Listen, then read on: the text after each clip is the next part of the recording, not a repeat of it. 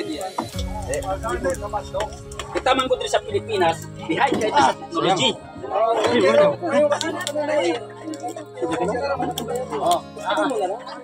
Problema anak kayo.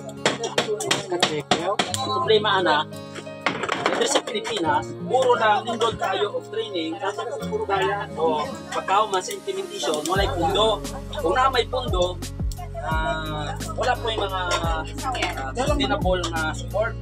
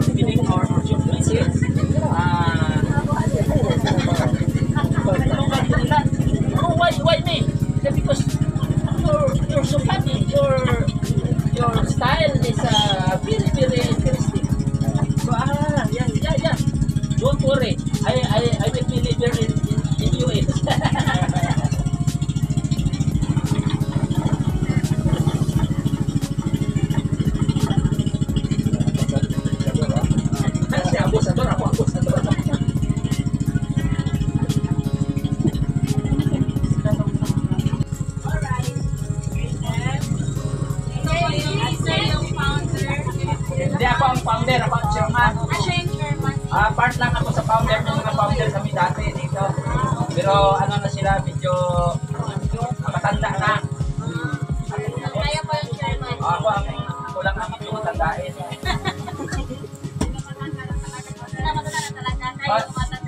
Careful kayo sa salita nyo kasi ang matanda, sabi si Lungo, shooter. Shooter, matanda. Kung sa imong ipatira, maigot ka na, matanda. Tandaan ko. Yan ang tandaan nyo. Mayroon din ilong ko talaga. Lunggo. Itong babae dyan. Ilong siri lang. Sa police station. More than hectares na. ang siri lang ang among man-made more than 500 hectares. But throughout Zamboanga, Sibugay, within the province, more than 7,000 hectares. 7,000. Na mangrove. Sige, bante!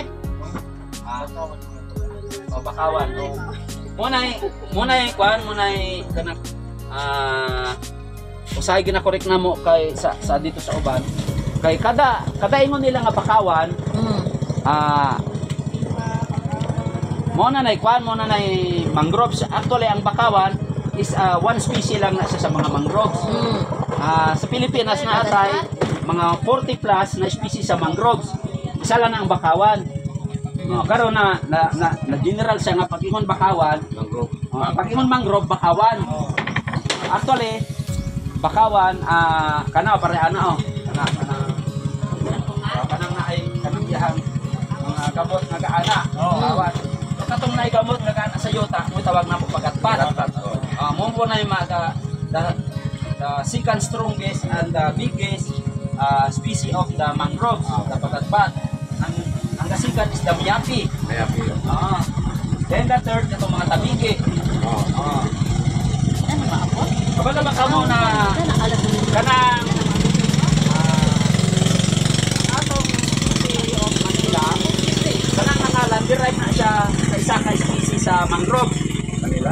Sa kanang Manila. Nagiulat, ang isa ka species sa mangrove na ay ginatawag na nilat. Nilat? Nilat. species. Nilad.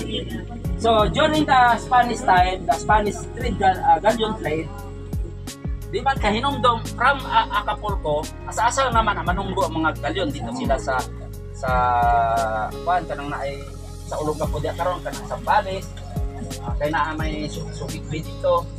Ang uban diri manunggo sa Bataan, ang uban diri sa Cavite.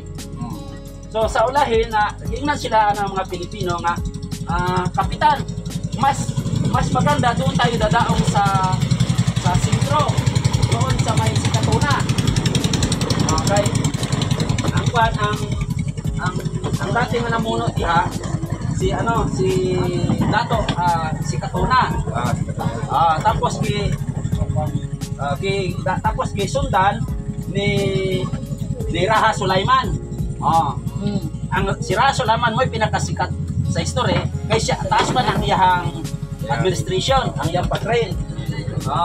So naingon dahil itong mga Pilipino nga guide nga dito ta manunggo sa may Ilog Pasig, doon sa may nilad, sa may maraming nilad. Then time has gone, so ang mga Kastila ingon na doon tayo dadaong sa may nilad. So tanan nga galyon dito nagadungka sa Bukana sa Ilog Pasig, ilang gitawag nga kay dagan man nagnilad ng mga mangrove, ilang gihawanan himo nilag port sabot na nga may nilad. So then during the British colonization and American, di man sila kakuan kayo anang Maynila. So imbes na Maynila na imong Manila. Instead nga mo pronounce sila Maynila, nga lisod man English Manila. Mo na Manila na. So karon ay nabilin nga Maynila kanang Maynila Water Company, Maynila Electric Corporation, mo na original. So mo na trivia. Mismo ang atong Metro Manila kanang capital city of the Philippines is derived from the mangrove name. Nilad. Kadako no? Big Sa ato city. na siya klase ka Nana dire pero di kay daghan. Ang dagang kita na dito sa Ilog Pasig kani ato hangtod sa dito kaingon sa Bulacan. Unang sala magpatak. Adi atong mga yubot ng katambay. Ini tayo mag-harvest mga tao, mga talaba o mga gamit sila.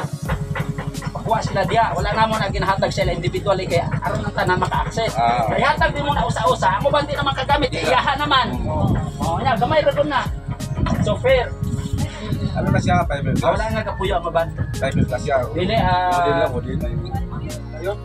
plywood lang na siya. Sa una, ka-order mi katong kahoy niya. Ingnan ni Dali, ganang isa ka nga dako. sila na di na tamo order ang kahoy nga kay nagadugang na sa pagpumutol og kahoy sa bukid. Oo. So mining plywood at least palkata ay plantation. Pero mas nindot kung fiber kay Ya, isa lang di ana ya kani ka anji isa. fiber mas taas ang iyang durability. Pabot man ang fiber mga 20 to 30 years. Mga matay na lang nagamit ang fiber buhit pa.